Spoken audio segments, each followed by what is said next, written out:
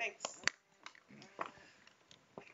Good evening. My name is Neely Goldberg. I'm founder of BrandsForce, an enabling platform for grassroots organizations to generate mass conversations. And we're here with Foreign Deputy Minister Danny Ayalon. How would you like us to call you, Mr. Danny. Ayalon? No, please, Danny is fine. Okay, we are Danny. all friends on the website. We're all friends in life also. Please call me Danny. Okay, great. So, Danny, we're here with Geffen and Chaim, who are going to introduce themselves shortly.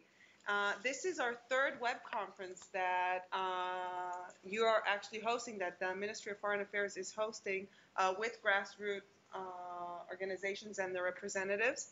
It's been a very successful event so far, and now we're leveraging it, and we brought you into the picture. So you have a lot on your shoulders, right?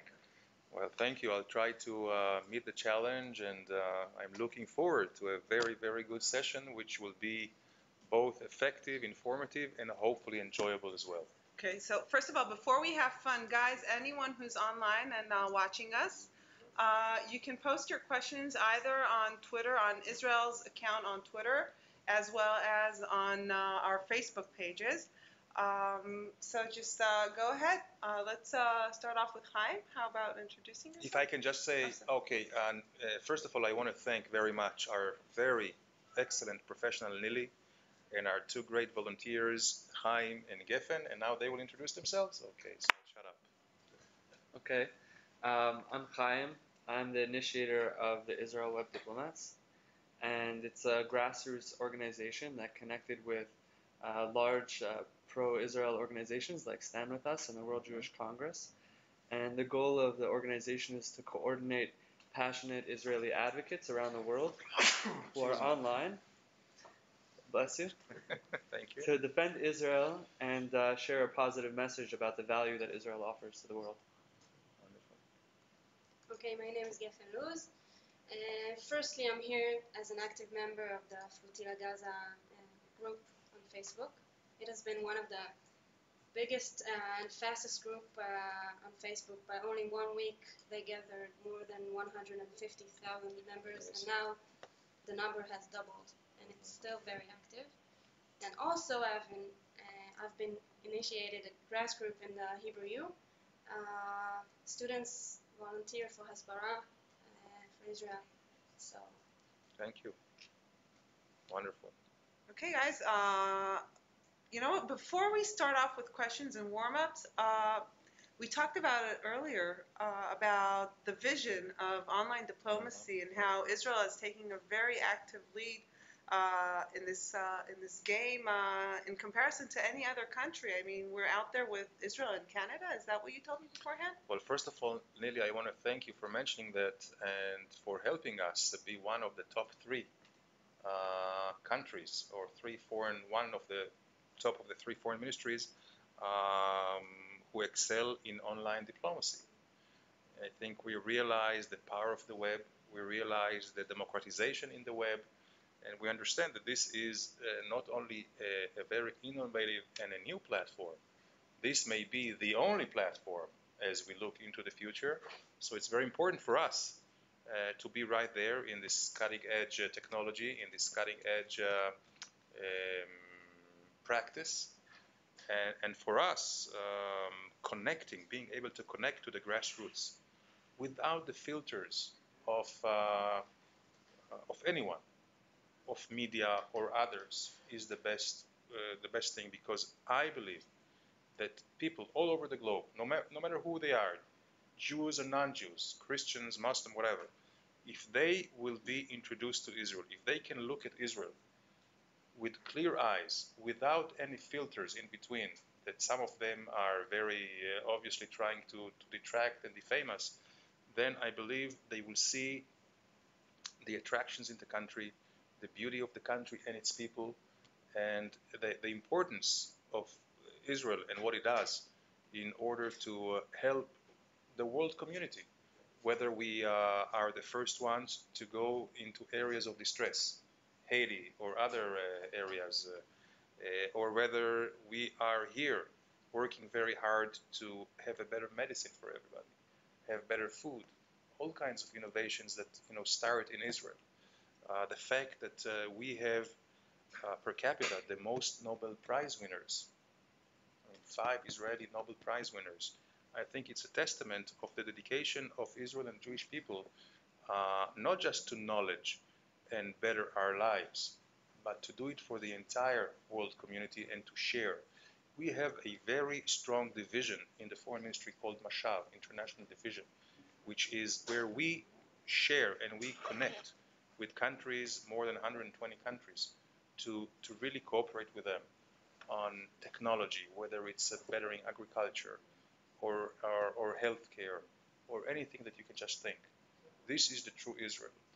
And we also try very hard. It doesn't always manifest itself in great success in the traditional media, but we try to show Israel, to define Israel by its own characteristics and not to define it by the conflict. Our detractors are trying to define us only through the conflict and defame us. So I think it's very important to really use this very, very beautiful tool that we have, that we use right now. And our mission, Neely, as you said, is really just availability of facts, to make sure all the facts are known in the most objective way to everyone, and then the dissemination of our message. And the most important thing is the integrating our efforts with all our friends and supporters on the web in an ongoing engagement, since they are the real force multipliers. They are the ones who really are there, and once they know the information, I think they can do wonders. Mm-hmm. So. Okay, well, I'm going to hold my breath because I'd actually like to talk with you for 30 minutes without taking any questions from anyone in the world, but that's not our purpose. So hopefully I'll be able to grab a few minutes of your time later on. Okay. How about we start with you, Chaim? As Chaim is in charge of our tipping onto the Twitter account and seeing what questions we've been having there, I've just been taking a peek while you've been talking, and it's actually going quite crazy there. So we're going to start counting how many questions and how many comments have been there. But let's go. Chaim. And be rough. Okay. Make it interesting, yeah. What are your main concerns? This comes from Y Marcus. He sent it to the Israel MFA Twitter account. What are your main concerns about Israel becoming a binational state and Gaza a union national state? Well, certainly it's a concern in the theoretical, in the conceptual, because Israel is not a binational state. Israel belongs to the Jewish people, has always been Jewish throughout history. The fact that we were not always the masters of our land is also because of occupations and other trials and tribulations that we have had to endure over the centuries and millennia. But a binational state is now de facto an obsolete term in the international diplomacy, because we have now the experience that all those binational or multinational states have all ended in a fiasco. Just for a few examples, we have the Soviet Union, the breakup of the Soviet Union to the 15 republics. We have the breakup of Yugoslavia, which was very, very bloody. Other examples, Czechoslovakia was broken into the basic elements, national elements of the Czech Republic and of Slovakia. We know already in Belgium, the Flames and the Wallons are talking about actually going their separate routes. So an artificial way to force two different peoples with different identities and different culture together is not longer working. So from these historical examples, from the current trend, we know this is not possible. However, there are those who are trying to declare Israel as a binational state. Some of them are also Israeli citizens. And we have to make sure that we identify this as a threat to the future of the Jewish state. There is only one Jewish country in the world. We should not be apologetic about it. We should not be explaining too much. Israel is Jewish, just like France is French, or the USA is American. So I don't think that the threat is credible. Nobody can force it, and especially after Israel has accepted the notion and the principle of a two-state solution. The fact that it's not being implemented is not because of us, it's because intransigence on the Palestinian side. But once Israel and Israelis have accepted the two-state solution, I do not see this as a threat. I don't see it as coming to realization. So basically, I see it only as an empty threat by Israeli detractors. Okay. As a follow-up to that question, this comes from an email that we got earlier from Yaakov Kamen. He says, Israel is a Jewish and democratic state. These two concepts appear to be mutually exclusive. How do you reconcile calling Israel a Jewish state and a democratic state? Well, first of all, I don't think it's mutually exclusive, but let me not go into the theological realm because I'm not a theologian. I'm a practitioner of diplomacy or of politics. And let me tell you that, and this is a good question, because by being a Jewish state, this does not only mean through religious eyes. Judaism is not only a religion.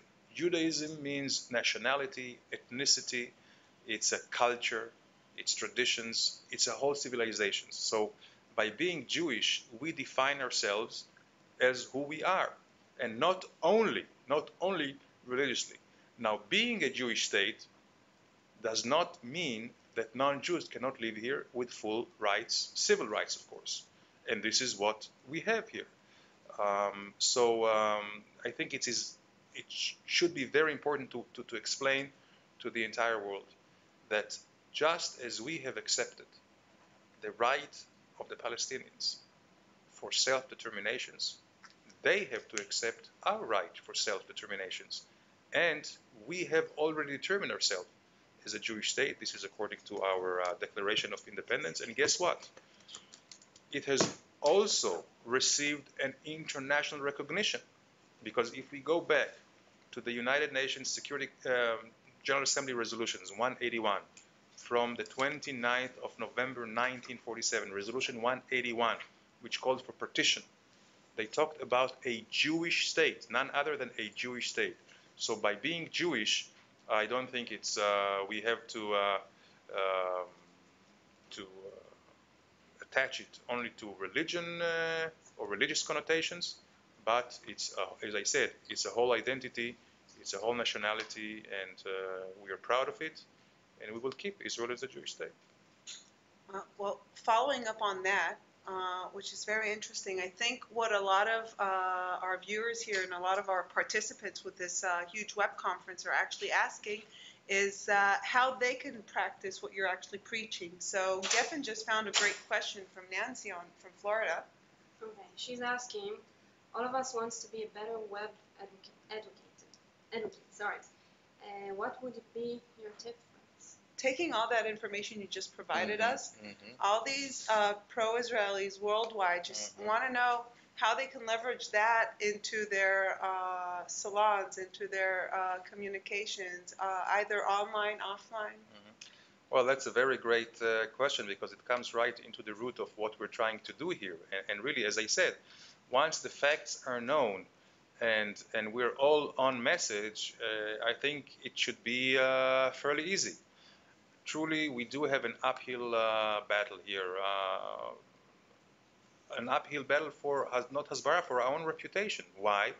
Because there are those who try to defame and condemn us, and unfortunately, they outnumber us. You know, if you look at 22 Arab League countries, which are part of 57 Organization of Islamic Countries, and they are part of what used to be the non-aligned, but the developing countries, you have already 118 countries which only they vote as a rubber stamp to what the Palestinians or Arabs want.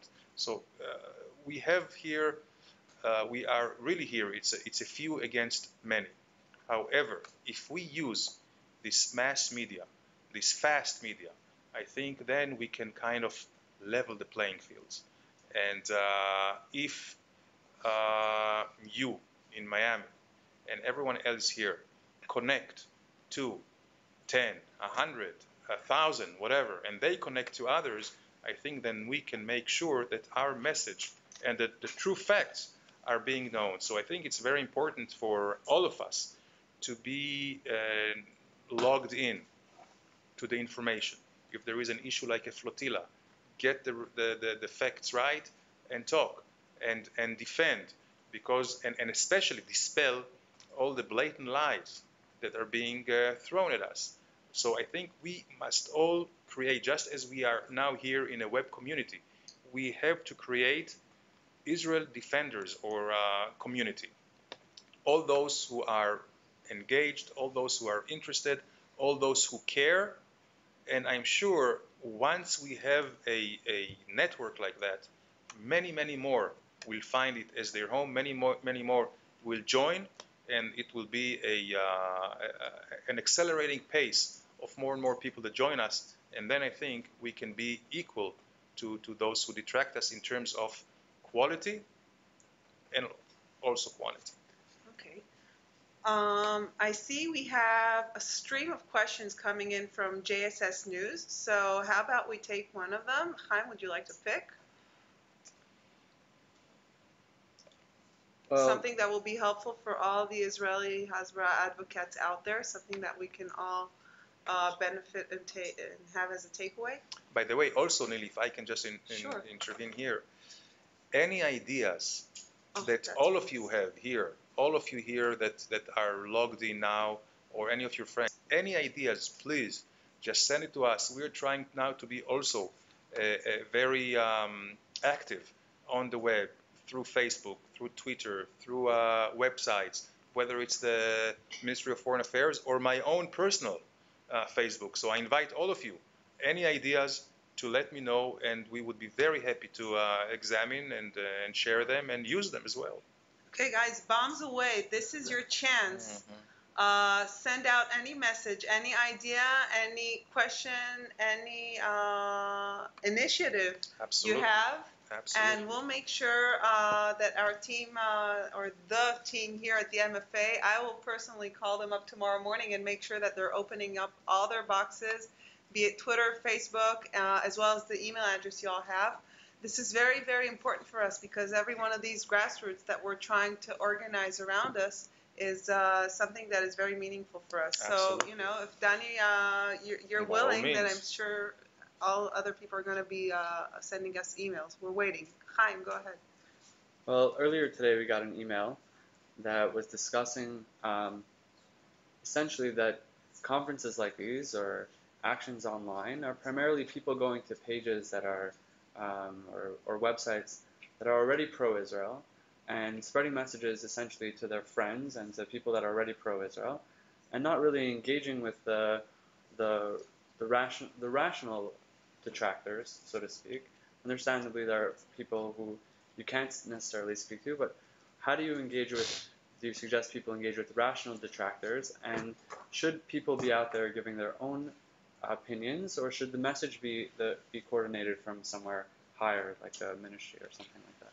No, I think Israel. We're very proud of our democratic values and practices. Certainly, we don't see any message coming from the top down, but except that having the facts right.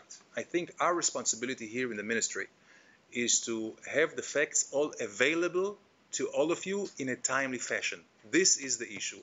Now, how you explain it and how you interpret it, I trust all of you to do it. It is true that we don't have to convince all those who are already convinced. It is important to galvanize our supporters. But certainly, I think we should reach out, certainly to people who are rational, and just debate with them. I think we are standing on a very, very firm ground when we explain the history, when we explain Israeli conduct, and we have many examples how we have reached out, how we're still reaching out, and how peace is not possible, not because of settlements. Believe me, settlements is only an excuse. If you look at the past, We made peace with Egypt. Settlements were not in the way. We moved settlements out of Gaza in a very painful process. So there's a lot we can share and use. I think also maybe it would be important for all of us to get practices in whether in debates or in how to present good arguments. I think when it comes to the tactics, to the mechanics, we can learn a lot from each other. But as far as the message, as far as the conviction, I think all of us should be able to be able to convince anyone who is impartial, and just connect to anyone you can. I think this is very important. One thing is, Nili, if I can ask you, one of the things that I see is that when you Google some keywords like Israel or Palestine, you see a reference to Palestinian websites. If it would be possible to have our own websites or your websites over there, that would be a great achievement. And this is something that all of us should work and break our brains how we do it. Definitely. Well, actually, guys, I think that what Danny's calling us for is better SEO, search engine optimizations for all pro-Israeli websites. You know what? What maybe we can do is hold a whole session here by the MFA, sponsored by the MFA, for all Israeli grassroots and websites, and provide them with the top 10 tips of to do and what not to do when it comes to search engine optimization, because it's in our best interest. So actually, that's a takeaway that I'll be happy to help you out with. And we have the best minds and practices and best practices here in Israel that will be able to help out these grassroots. So if you're an Israeli search engine optimization company and you'd like to help out other Israeli organizations, initiatives, bring out the best of their websites and rank themselves high up in the search engines, please let us know, and we'll get in contact with you and connect you with grassroots that need your help. Absolutely. Okay, so that's a great initiative. What we do have here is something very exciting. Geffen just found it. Why don't you share it with us? We have a very interesting question by a guy called Rani Wabi Mustafa. You can hear my name. Very special. Where is it from? It's not written. Okay, but, doesn't matter. The question is, am I alone in thinking that full Palestinian unification in message and in action is critical before we Palestinian can ever be a real peace partner and truly be able to back up our part of any agreement we make with you, our cousins? I would say something, again, if we go from 1937 to 1947 and on, I think Jewish leadership has always reached out to the Arab leadership here for reconciliation, for partnership with a two-state solution. We still do that. We still do that now. And in 2000, Camp David, former Prime Minister Barak, made an offer which was a very far-reaching one to Arafat. Not only Arafat rejected it, he started an intifada. So what do we think here as Israelis? We see that the Palestinian leadership, more than they're interested in building their own nation, they're interested in destroying another nation, which is ours.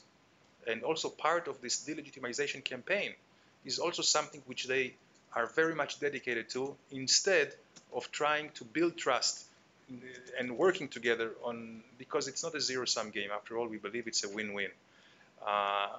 2008, Prime Minister Olmert also made a far-reaching offer, and this time is to Mr. Abbas, Abu Mazen. We still would like to do that, but please, and this is what we are telling our Palestinian cousins, as you mentioned them, if you're genuine, don't put preconditions. If you're genuine, step up to the table, talk to us, eye level, and I believe we can, once we put everything together, all the issues, we can trade concessions and really achieve genuine peace, which would mean coexistence in a most meaningful way. This is what we want, and if we saw a Palestinian approach of no pretexts and no preconditions, believe me, we can just then put everything on the table, and then it will be easier to work with all these issues. And the issues are very, very difficult. Jerusalem and refugees and settlements and borders and security arrangements and water resources and many others. But if you try to put it on a vertical way, one step at a time, it will not work. If you just try to reach the settlement issue before anything else, you hit an impasse. This is why no preconditions, put everything on the table, and then the availability for solutions would be much better.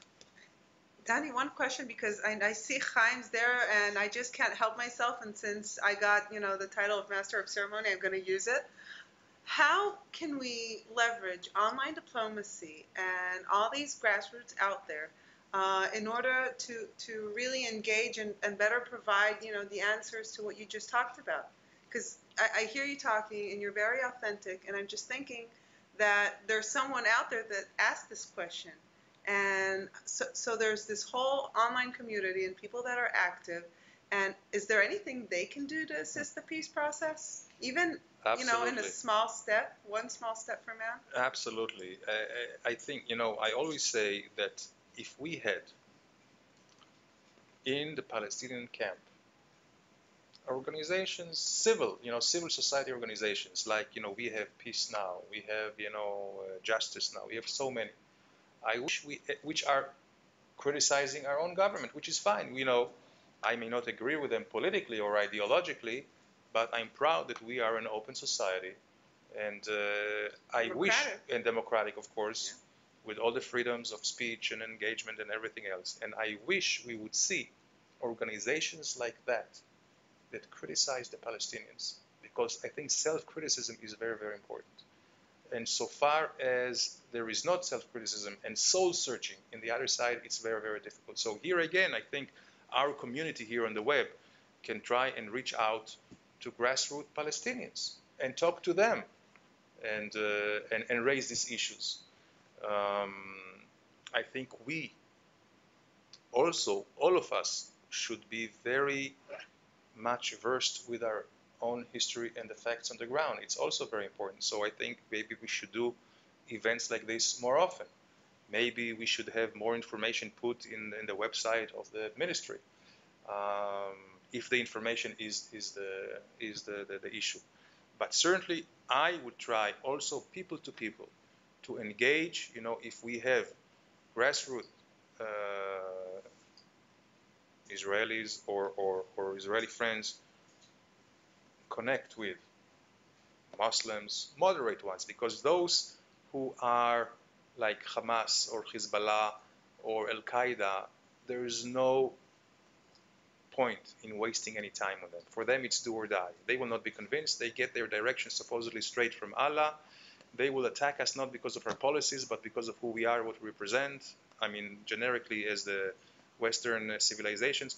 But there is a lot of middle ground, always silent majority. I think here, if we connect to them and try to reason with them, I think that would be an important first step. Okay. We have a very few minutes left, so how about we go for rapid-fire questions, rapid-fire answers? Okay. Go ahead, Chaim. I'm sorry we held you back beforehand. I was just curious. It's okay. You mentioned the JSS before, coming out of France. They have a lot of questions. A lot of them are political. Let me see one that I can ask. I can ask one. You can ask anyone. Okay. Go ahead. Here's Any a question. Are the sanctions against Iran working effectively or not? Well, the jury here is still out. They hurt economically the first time that the Ayatollah's regime understand that that they are paying a price. Until the sanctions, they did not pay a price. But it's not enough, because the sanctions are put there for results, and the results will be once they stop their ongoing illegal program. This has not happened. So I believe that in a few weeks' time, by the end of the year for sure, we will all have internationally make an assessment, and if we see that there is no change in their conduct on the nuclear issues, then we can ratchet up the pressure. There are many more tools in the diplomatic and the economic toolboxes that can convey to the Iranian regime that it will not be worthwhile for them to continue. Okay. Chaim, anything? We have 2-3 minutes of Danny's time. This comes from JSS News. He asks, I'm a supporter of Israel from Tunisia. When will you launch an international TV station like France has, France 24, particularly one in Arabic? Well, thank you very much. We're thinking about it very much. We have now, I hope, a channel dedicated for Arab news. For Arab channel, 24 hours a day. It's a matter of budgets, it's a matter of organization, but it's a very good point. And we should, if it was my decision, we would have done it yesterday, but I hope very, very soon. Thank you very much for raising that. What I did notice is that you have activities on Facebook in Arabic, I think. Is that correct? Yes, I'm absolutely. not fluent in Arabic, but as I noticed. Absolutely. And we try to reach. And again, I think if we connect without the filters of leadership in the Arab Muslim world, without the filters of media and other things, I think as human beings, we can really relate to our neighbors, cousins, and friends, and they can relate to us. And I believe that could be really peace should be homegrown. And that's why I don't believe in all kinds of international initiatives. It has to be homegrown and grassroots, of course, people to people is very helpful. Okay. Anything that is burning and you'd like to ask, or are we going to have Danny state his mission and send us off? Well, earlier today there was a conference here called Israel's Upcoming Public Diplomacy Challenges. And you opened the conference, and I wanted to know if we could hear a quick idea of what the mission is for the future from that conference. Well, the mission is to win this battle. We have won many, many battles. If you look at our enemies, they tried to take us on militarily, and they couldn't. They tried to take us on economically, and they couldn't. We're very proud of our economy, members of the OECD, so on and so forth. They tried to take us on with terror, and they couldn't. By the way, the fence, the anti-terror fence, is very much working to deter terrorism. And now they are attacking us diplomatically and through legal lawfare. Once we understand that, I think we are halfway towards the solution. We also must understand that there is a whole network that's working against us. Unfortunately, we see the Palestinian Authority engaged with Hamas, with Hezbollah, with Iran, with other organizations internationally, which are being manipulated by the Palestinians. So there is a network working against us, so we must fight and network with our own network. And I think what we're doing today, by connecting everyone we can, NGOs, academia, business community, to work together and explain to the world what is Israel is the best way, and most of all, dispel all the lies that are being thrown at us. So I think today what we're doing right now, what we did today, is trying to put everybody on the same page and understanding that there is a fight. It's a fight because those who are fighting us are very dedicated, are very disciplined, and this is why we will have to take it in a very serious way. And as they say, en la guerre como la guerre, we will have to fight it with all our available means, and we have the means. It's just a matter of restructuring, of strategizing, and my mission is, and my vision is, that in a year, 2-year time, when people all over the world, when they think about Israel, they will not think about the conflict, they will not think about bloodshed or terrorism, but they will think about tourism, great history and archaeology, great innovation, creative energy, and also beautiful Israelis. And I think we can do that, achieve that. Listening to you talk about creative energy, I know it's one of the grassroots organizations that has emerged here in the past year. Danny, I don't know if you know how many people were actually attending and watching. We're going to go on and look at the statistics. That's but exciting. It was a pleasure. And I really want to thank you for the opportunity and for the Ministry of Foreign Affairs hosting us and sponsoring these events this third time in a row. It's been very exciting. Let's do it again. I think it's great. The Okay, more what are the you doing better. next Thank Monday? you. We'll let you know. We Okay, look at the guys. calendar. Thank you. Thank you. Good night. Good night. Good night.